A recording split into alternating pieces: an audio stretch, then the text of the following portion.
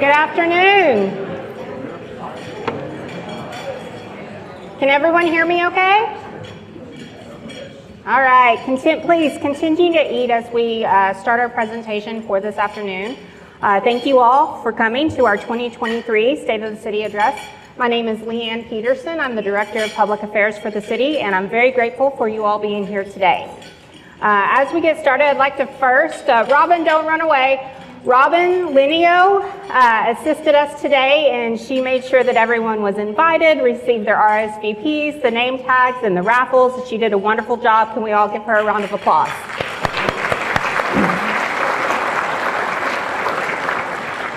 Thank you, Robin. I have with me today, of course, our Mayor, Thom Kolupski, and our City Manager, Gayle Cook.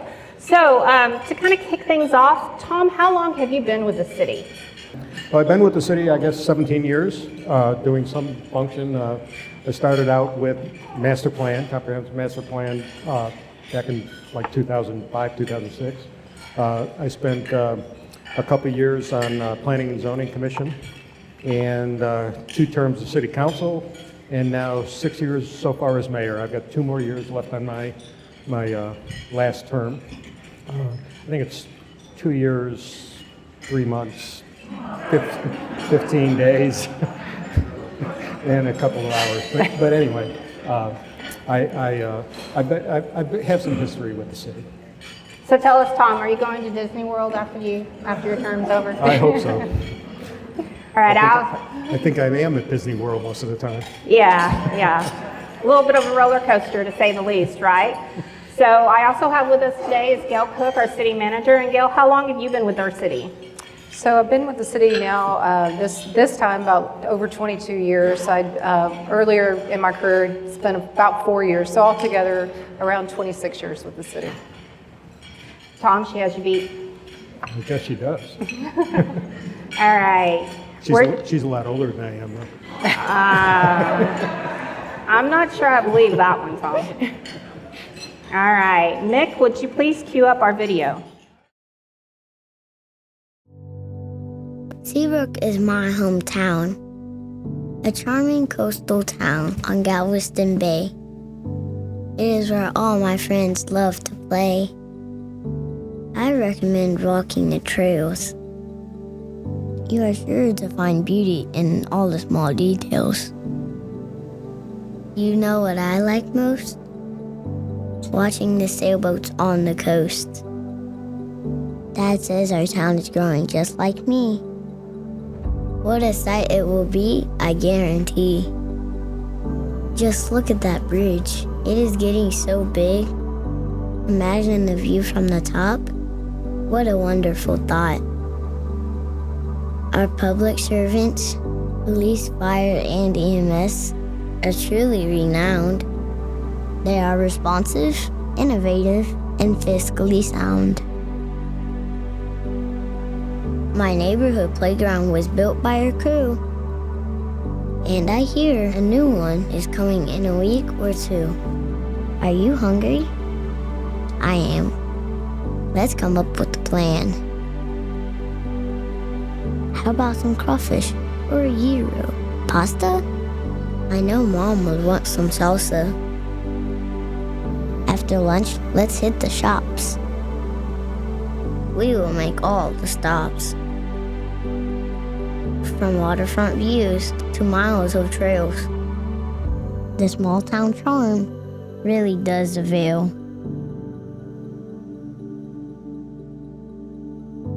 I sure do love my hometown.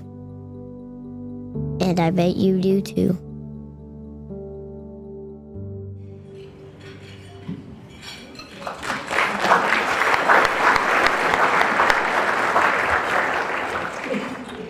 When I say we're a team in Seabrook, we truly are a team. That video right there was put together in less than 3 days, honestly.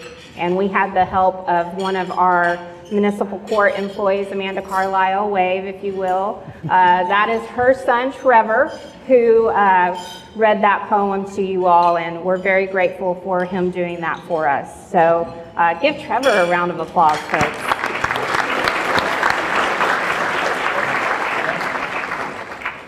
Thom, let's recognize our sponsors. Well, we have two gold sponsors, which we're very thankful for, Transwestern and Cobb Finley. Thank you for stepping up to the plate. We appreciate that. We have a couple of bronze sponsors. We have Friesen Nichols. We have Healthy Crave. Thank you, guys. We have Snap Fitness. And then, of course, Lakewood Yacht Club, who allows us to use the facility. And we appreciate that. Lakewood is a gem of our city here, and we thank them. And, of course, the Yard, who has donated the pelican statues for the raffle. So thank you all. Yeah. And speaking of the raffle, these are the pelicans up here. We're going to go ahead and draw for the raffle. We have several people in the room that we would like to recognize as we begin today. We'd like to recognize our federal, state, county, and local officials, starting with Mr. Will Carter, who is representing U.S. Congressman Babin's office. If you would, please stand. Beverly Ferguson, who's representing Texas Senator Middleton's office.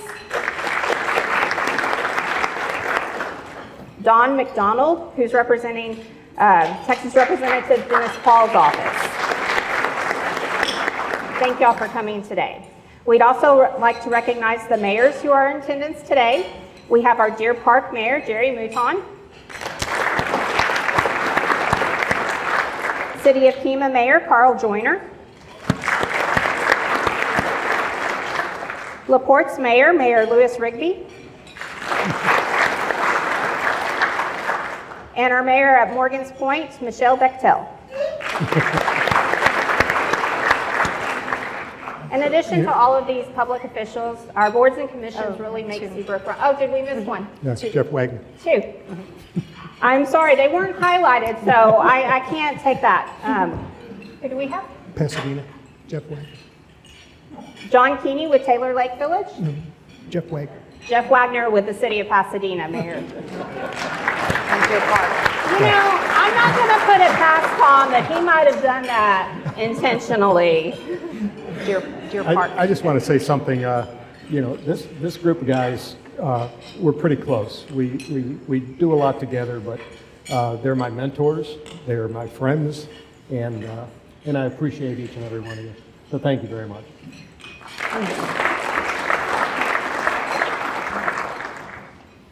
In addition to these mayors, we'd like to recognize the boards and commissions that we have serving the city of Seabrook.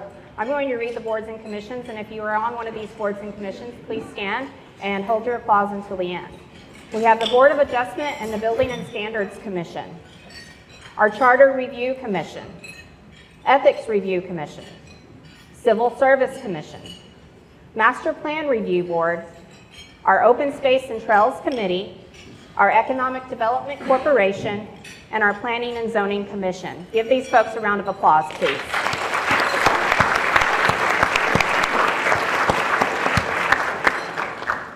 I would be remiss if I didn't recognize our first responders in the room. We have representatives from our police, EMS, and fire. If you would, please stand.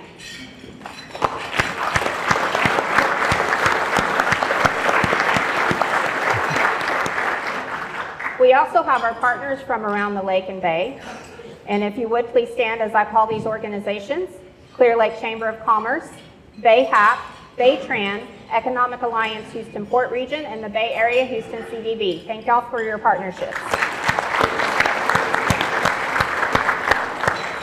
And of course, all of our Seabrook businesses and residents that are in attendance today, we are grateful that you are here. Mayor, I'm going to turn it over to you to introduce our council.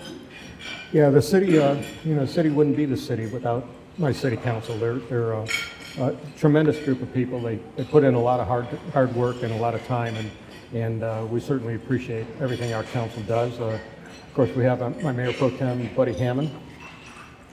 We have Council Member Jackie Raskow. Councilmember Rob Hefner. Councilmember Tom Collette. Councilmember Mike Jean Grosso.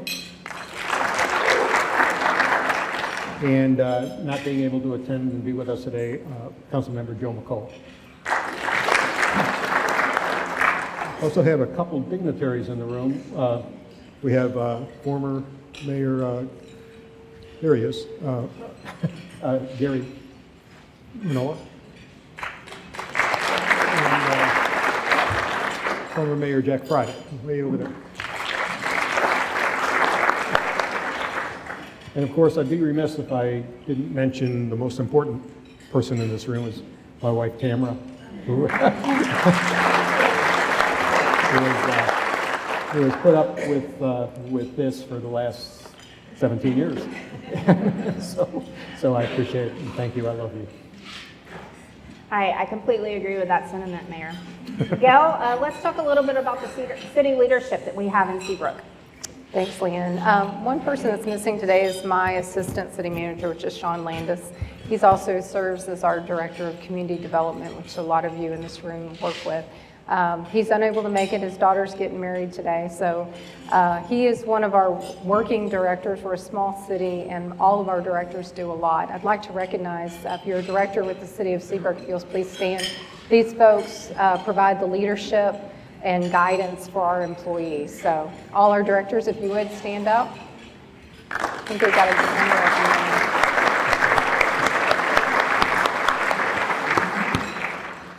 Thank you, Gayle. Whenever Gayle says we are working directors, we are in the field, we are doing all the things, and it is a big responsibility, but we truly love what we do for Seabrook. Seabrook's mission statement reads as follows: the City of Seabrook is a responsive, innovative, and fiscally sound in delivering services that preserve, protect, and enhance our quality of life. We're going to focus on 3 of these words today as we do a recap of 2022. We're going to look at responsive, innovative, and fiscally sound. Mayor, let's kick things off. How responsive is Seabrook? Well, I'm very proud of the way staff responds to requests from the public, complaints, so on and so forth. And it works. It's a great organization that Gayle has put together for responding to those issues, and we really appreciate it. She's taught me a lot of efficiency also. I get hundreds of emails a month from citizens, and I promptly pass them on to her too. So she is great at handling all that. So I appreciate it. Yeah. Also, we as far as call volume that we get, our police responded to over 10,000 calls last year, which is a huge amount for a small department like we have. EMS, their average time is now under 4 minutes. That's unheard of. We're so proud of our EMS. We've only had them a few years now, and they've done a great job in response times, and we do appreciate all the effort that they put into to keeping it. And you got to remember, we got a major highway project, and they're on the other side of the track, so to speak. And so having a 4-minute response time is great. The same thing with our fire department. They're under 3 minutes. So that's an amazing accomplishment, and we really appreciate that. Also, we get over almost 110,000 website looks each year, and that's due to the fact of LeaAnn doing such a great job with the website, and thank you, LeaAnn, we appreciate that also. Our city secretary gets over 1,000 open records requests every year, and again, responds to them immediately, so thank you, Robin, you do a great job. Yes, Mayor, that office receives several open records requests every year, and there hasn't been a year that I've been with the city yet that number hasn't increased, and we now have a process for doing the electronic records request. Gayle, let's talk a little bit about how innovative the city is. Thanks, LeaAnn. We are so excited at Seabrook because we're small. We're always looking for innovative ways to do things. One of the things that we were talking about last year and we're not quite done with is with our Public Works Department. We have a new automated meter reading system with our waters, and it has been tremendous to get it online.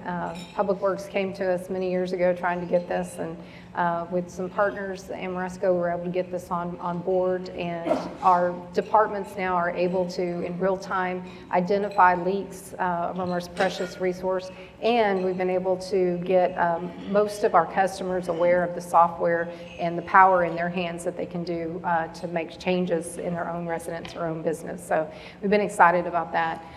Also in Public Works, but also it transverses into all of our departments, is we've been building upon the GIS, or Geographical Information Systems Department. For a small city, that was a pretty big undertaking. Kevin and Brian and his crew have allowed that department to grow and help in so many different ways. If you haven't taken a look at our homepage and dove into the layers that we have, it's a tremendous tool not only for the community to look at different amenities or things, but also our departments to look at critical infrastructure and assets, and helps with tremendously with our construction. Also on 146.com, by now I know all of you have heard of sh146.com, and I hope you are all on the alert listing for that. LeaAnn, and early on the expansion project, took this on and envisioned something as far as alerts, and so that program has done so well. She was recognized at a state level for an award system, and so we were so thankful to have her recognized as well.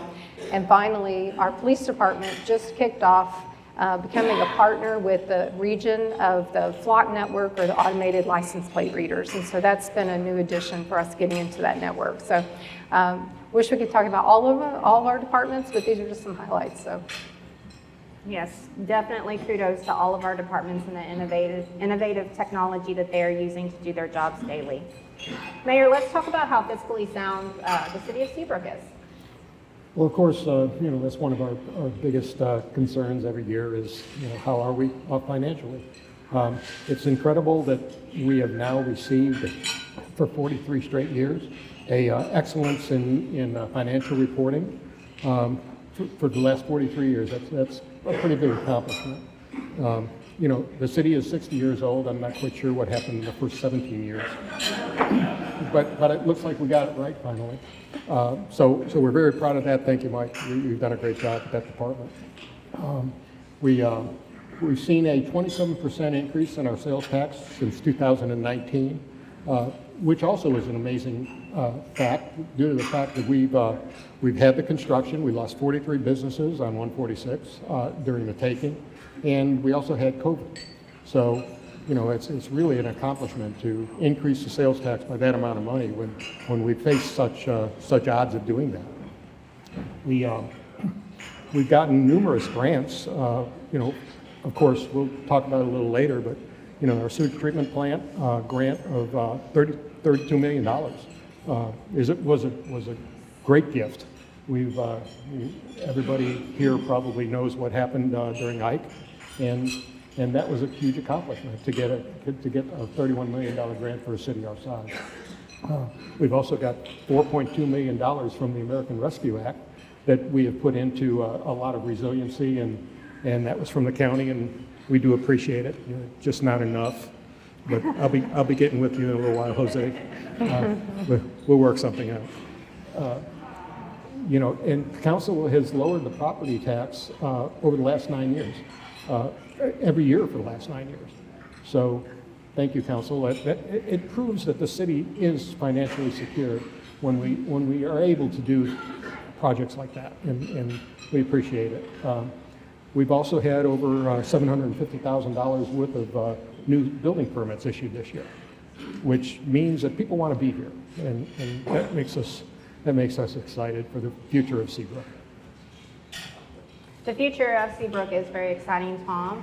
We're going to talk about some of the updates for transportation, utilities, and development before we move into our strategic priorities for this year. We're going to kick things off with our favorite topic, everybody in the room, is 146. Come on, let me hear it. 146, right? We're in the home stretch. Is that correct, Tom? Yes, we can see the progress that they've made. We're excited about it. We're looking forward.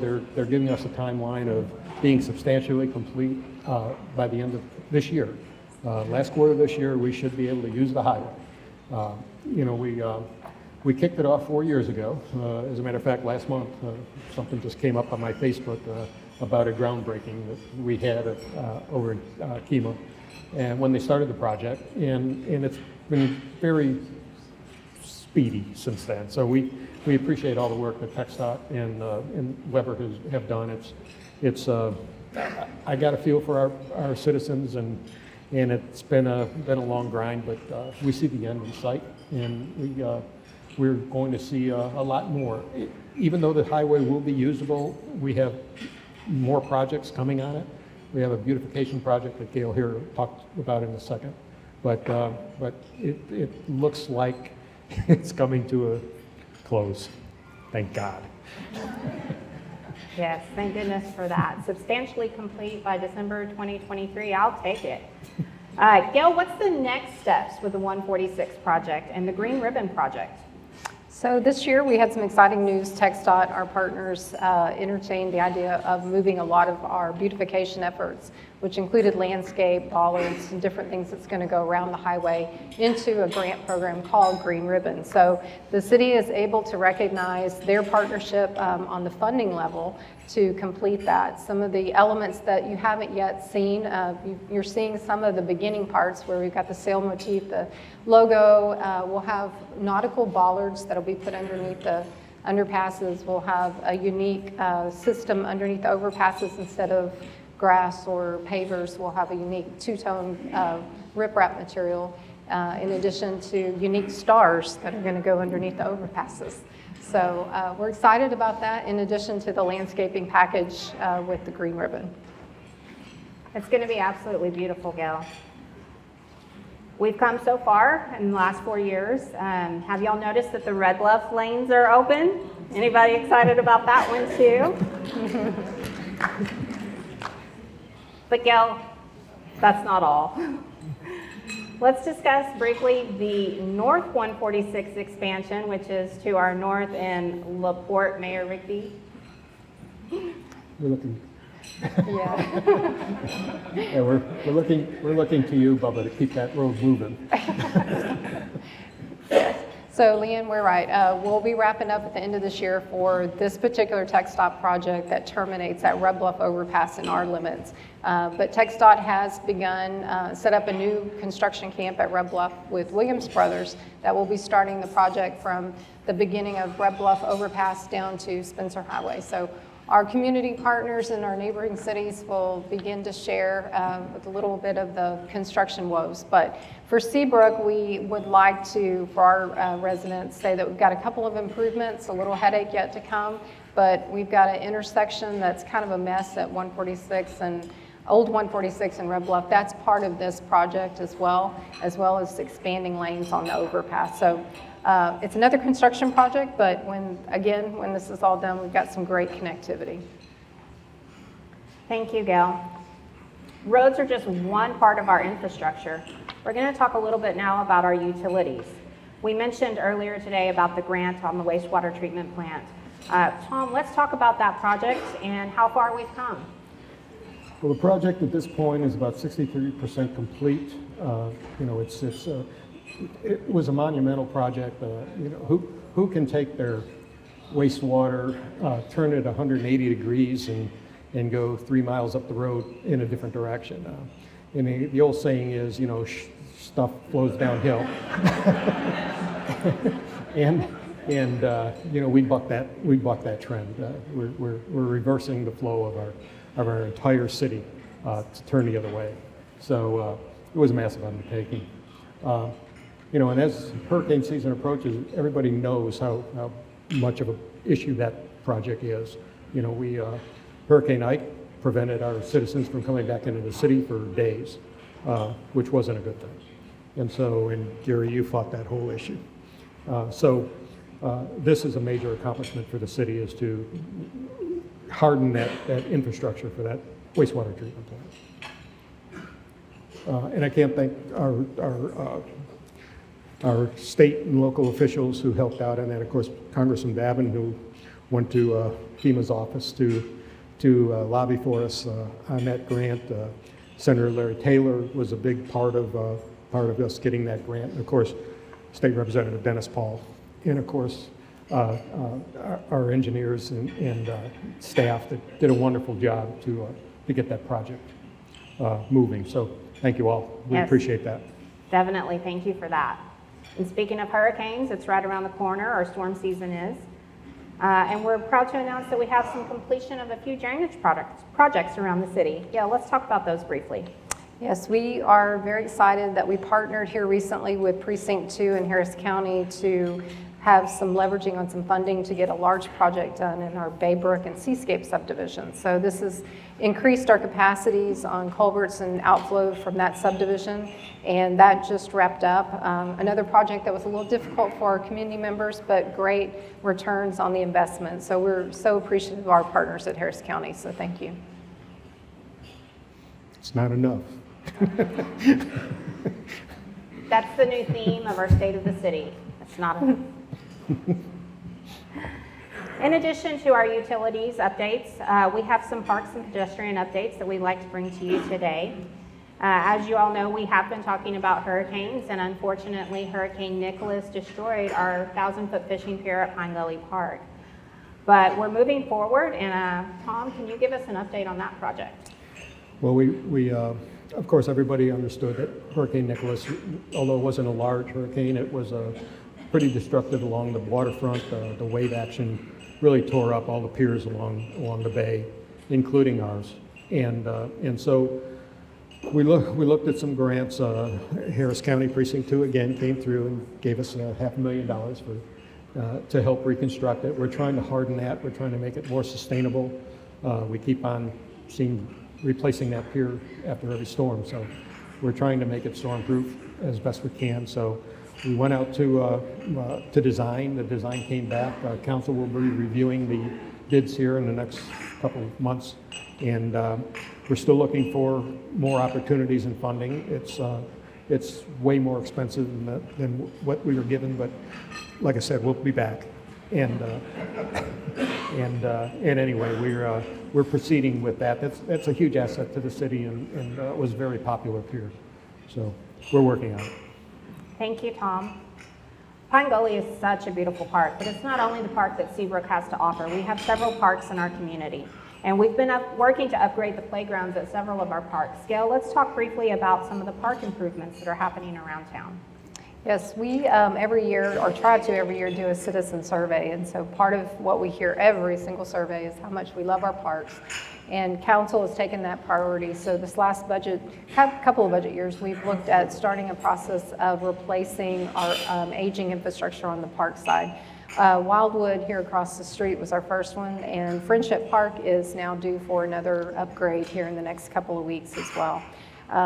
After Nicholas, the mayor mentioned we had quite a bit of impact on the coast with our infrastructure, and so McHale Park took a pretty big hit. Public Works, we were kind of toying around with the idea of going out. They came in and did a major overhaul, so if you've never been to see a sunrise at McHale Park, it's completely open and was beautifully reconstructed. So again, huge priorities on our parks and our infrastructure there. We've done a couple other smaller projects, but we're proud. We've done an overhaul on some of our restroom facilities at Meadow Park, and that now is complete. And we've also are turning a next page of looking at a redesign of our aquatics facility. So council's just now beginning to look at that. Gayle and Tom, probably one of the coolest additions that we've had this last year was the completion of the berm trail extension. It's absolutely an incredible view, and it is one of the highest points in Seabrook. Tom, talk more about this trail addition. Well, of course, our trails are one of our biggest draws here in Seabrook. People come from all over to use our trails. It goes through, winds through a lot of the wilderness around the bay and around the Pine Gully. And the berm was a 1.7 mile extension of the trail up on the Port of Houston berm that was placed there back when the port came in. So, it's now our trail system is over 14 miles. Which is amazing. We are also in the plans of extending the trail again across 146. We're working with TxDOT on that crossing. That will then go all the way, or have access all the way to Armand Bayou. And even further beyond that, we're hoping to go down to to eventually Exploration Green. So we could add another 20 miles onto our trail system, which would make it absolutely amazing. It's a beautiful view from the berm. You can see, it's one of the highest points in Seabrook, other than the Seabrook Bridge. But it is a great area through a lot of our natural wilderness areas, and we're very proud of it. We also have a future CIP project that we're looking at and putting a trailhead at 146 and Red Bluff, where people will be able to park and access the trail from that location and then go either east or west. And so we're very proud of the trails. We do a great job on the trails, and people tell us that all the time. So thank you. Trails are not the only pedestrian access that we've been improving over this past year and will continue to improve in 2023. We have several sidewalk projects going on right now. Gayle, give us some information about these projects. Yep, LeaAnn, we are excited. Being a smaller community, we're excited about all types of projects. This one is something that's been long coming. With the highway expansion of 146, we've got a lot of north-south connectivity, and so not to reiterate, but we have great partners with Harris County, and we looked at doing a partnership for putting a sidewalk on East Meyer, and so that's actually going to start construction. So those of you that live on the east side will have some activity going from Mount McDonald's down to Gayle's Feed Store. That will link with the sidewalk that you've already seen for intermediate school connection. So we're excited on that connectivity. Okay, we're almost ready to move into our strategic priorities. Please bear with us. We have one more area of updates to cover, and that's development. This past year, we updated our master comprehensive plan, and Tom's going to talk a little bit about that process. Well, of course, the master plan is the vision for the city. What path are we going to take to lead the city into the future? So our master plan, we review it every 5 years. It's an evolving process. The city evolves all the time, and the master plan changes. The needs change, the locations change, but we just completed a new comprehensive master plan and focused on a number of areas in the city. We focused on, of course, the State Highway 146 corridor, which we'll redevelop now that the highway is nearing completion. We do see a lot of interest in that area. So, like I've always said, we want the best, not just the first. So we're kind of picky as to how that area is going to develop. We also, the Old Seabrook District, we just completed a study, the Livable Center study that was funded by HGAC, and Natalie had a large part in that, and so we're moving on with that project to see how we can redevelop Old Seabrook. We also are looking at the Lakeside Circle. We'll talk about the Lakeside Circle here in a few minutes as to what the progress is over there with a couple of beautiful projects. We're also looking at, of course, the lakefront. Again, we rolled out a plan last year that we were going to do, and that project's moving along. We're going to talk about that in a few minutes also. We have the Red Bluff District, which is our north side of the city. We have a two-part. We have a north side and a south side of Red Bluff. Of course, the south side is more prone to have residential single-family homes. And the north side is more, since it's toward the port, will be more of a warehouse type district that we're looking at right now. Of course, Transwestern just built a large warehouse over there, and we're looking to continue that kind of development on the north side. And then, of course, we've always had the point that we've always tried to develop, and that's a slow process, but we always have it on our radar. It isn't one of our biggest priorities, but it still needs to be developed somehow. So anyway.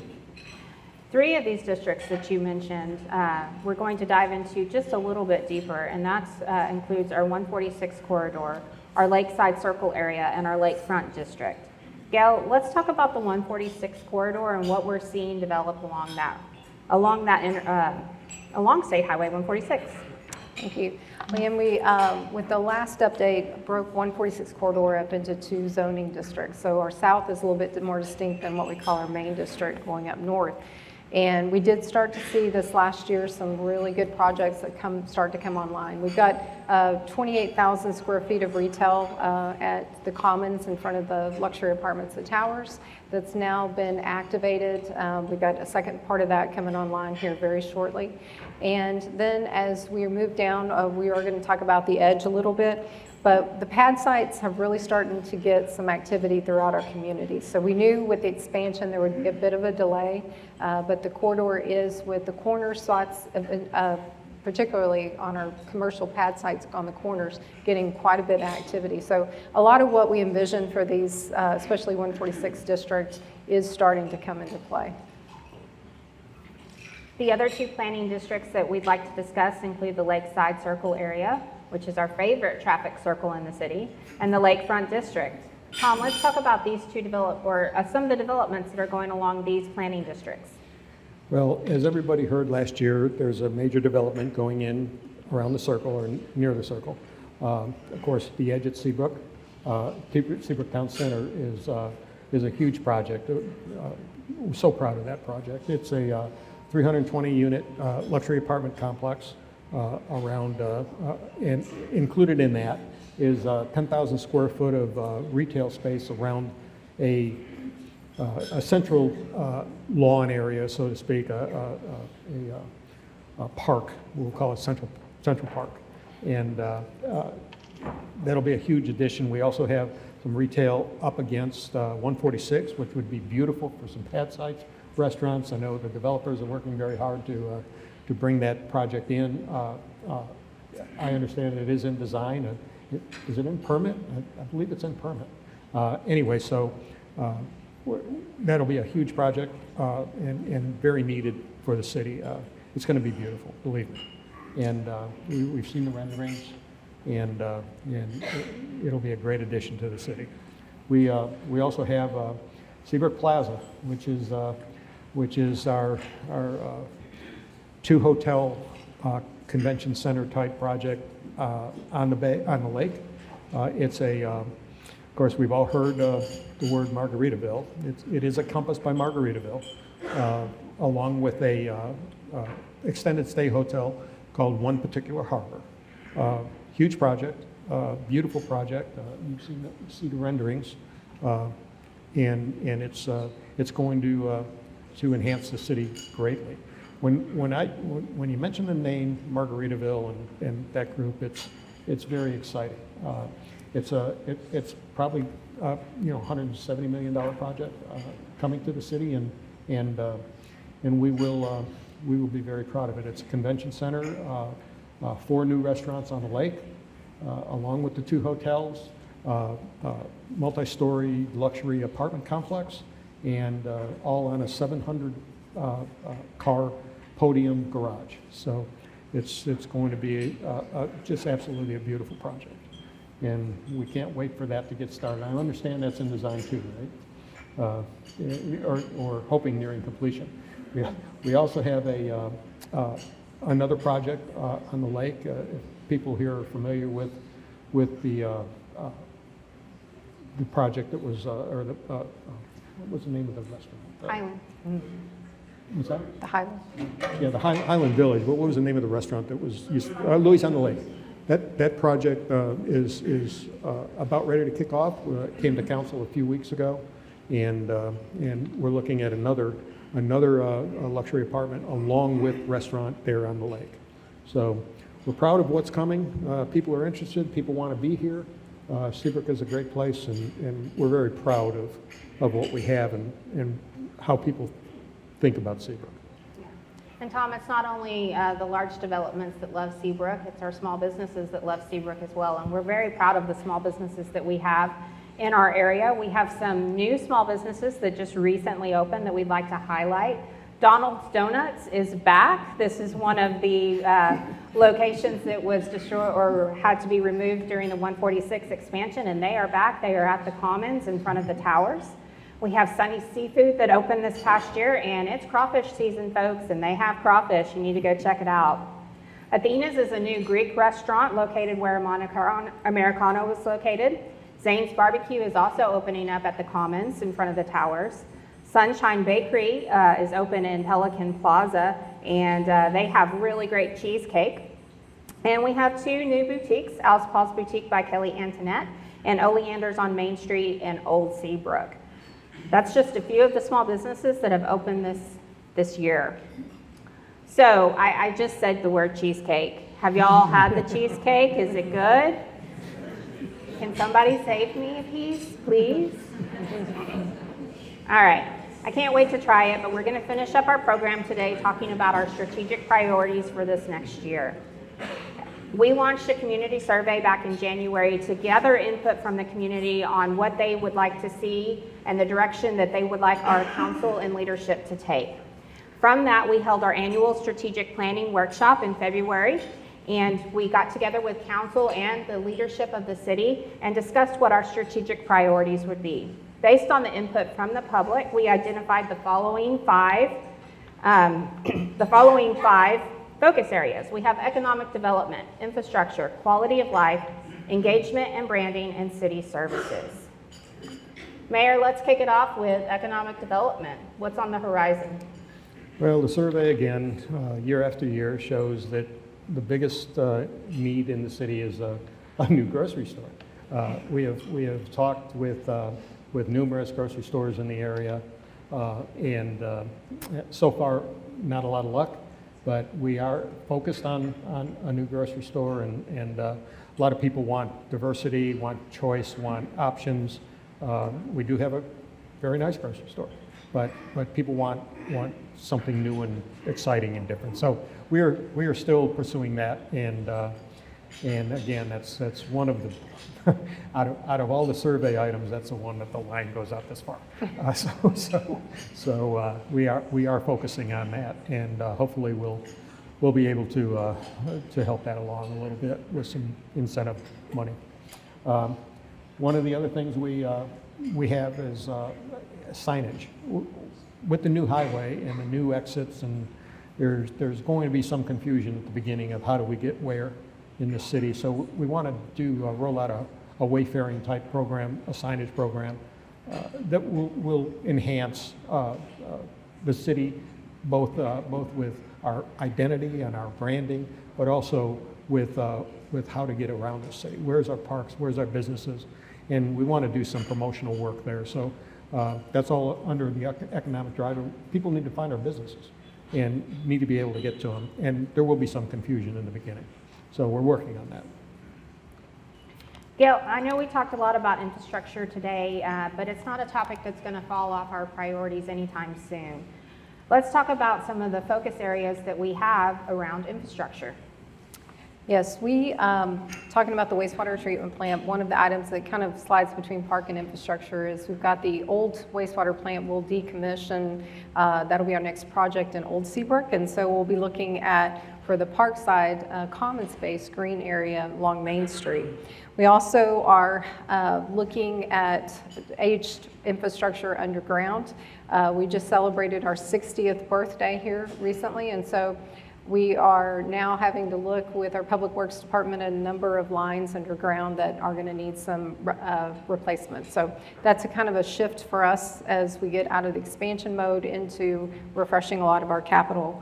Our water lines are another area that we are focusing on. We have one transmission line that comes into the city for the most of our precious resource of water, and that one is also a large project for us that we're using some of our ARPA, or American Rescue Funds, to go underground with that. So we're excited about those projects.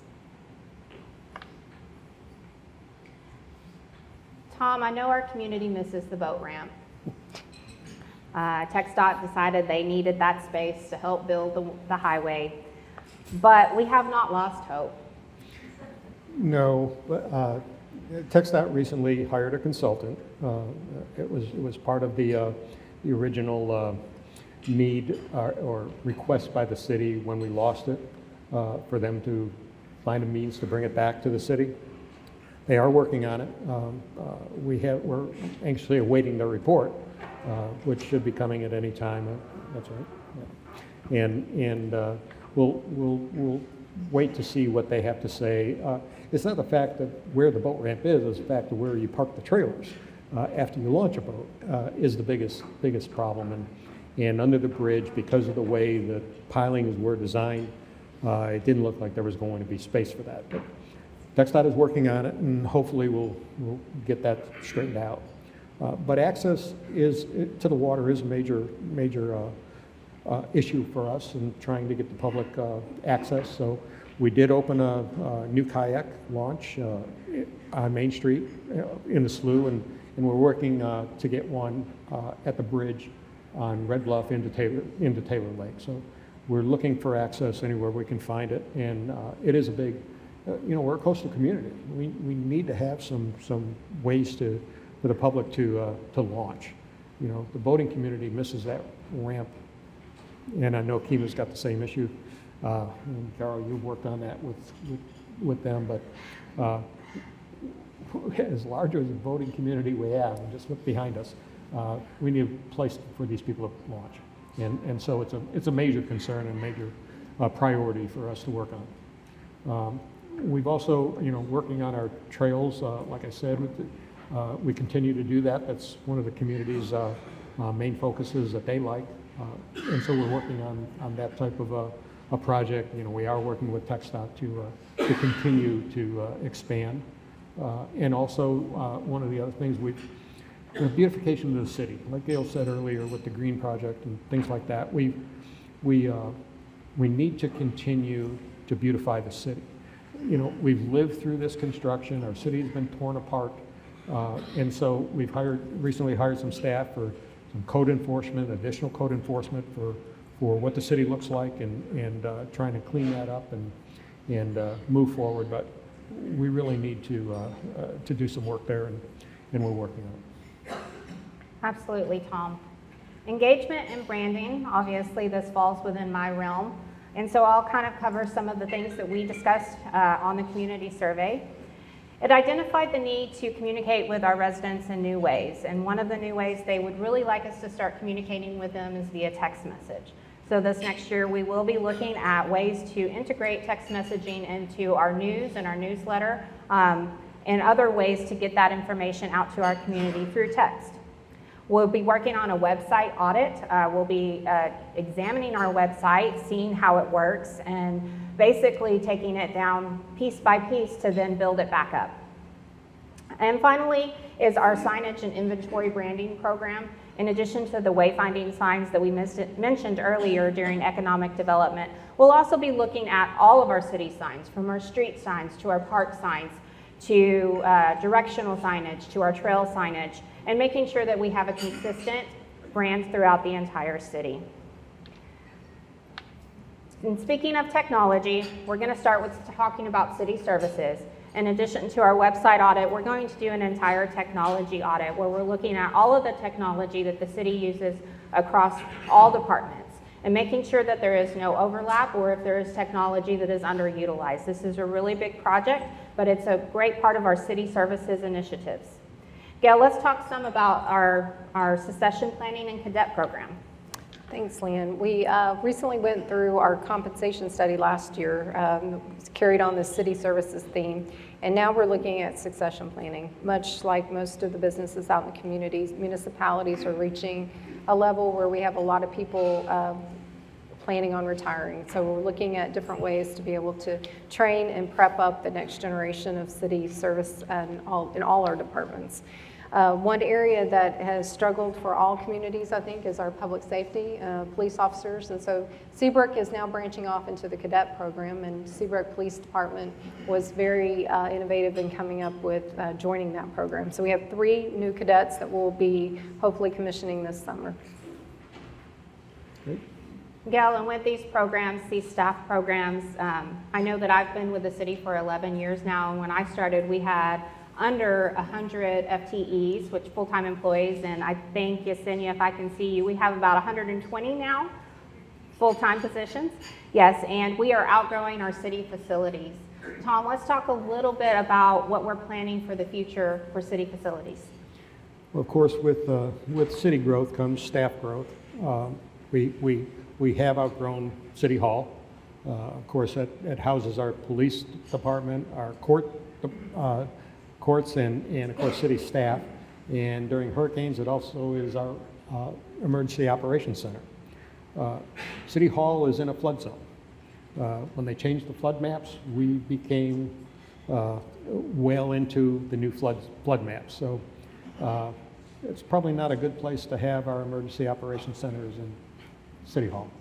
So we have started looking at plans to move our police department and our courts into a new facility at the Circle, where we own some property. So there is a design. We have the architects working on it right now. We're looking at ways to fund it, and that's one of our biggest concerns right now, is to move that facility. We also have our EMS department, which has certainly outgrown its position. We moved it into the fire station, which is a little overcrowded at this point. So we are looking at a new ambulance and EMS facility. We then have the opportunity with City Hall to expand and remodel, and since the police and courts will be gone, to expand into that area. It's still going to be in a flood zone, but Gayle has high water boots, then she can, and so they'll survive. But anyway, those are some plans that we're currently starting to look at, and much needed, and hopefully we'll look at that come fall and see what happens. Yeah, most definitely, Tom. I know right now that if we had a hurricane hit that had any type of storm surge related with it, we would have to actually relocate all of our services in the EOC over to Public Works. So that would be a big feat in and of itself. Gayle, do you have any other things to add to our city facilities? No, I think right now we've got so many things that are question marks. Council's got a lot of decisions in the upcoming months to make, a lot of prices to look at, so it's going to be exciting, new directions that we're going. We're done. Actually, Mayor, if you could sum up everything that we talked about today. We talked about a lot of things. We talked about transportation and 146, our wastewater treatment plant. We talked about our parks. We're busy. We are incredibly busy. And again, that has to do with how much city staff is getting loaded up on things. You know, I think there needs to be some staff work and looked at. But the city of Seabrook is in good shape. We have all these projects. People want to be here. We're very proud of the fact that, you know, we see this influx of businesses wanting to come here, and that's what makes it fun. You know, again, we talk about EOC and having to move it. You know, it seems like I spent more time in EOC than I have at home sometimes, but with all the hurricanes and Uri and everything else that we've got going on. But we're very proud of the work we've done and where we've come and where we're going. So Seabrook's in good shape. So thank you for coming. Yes, thank you very much, Mayor.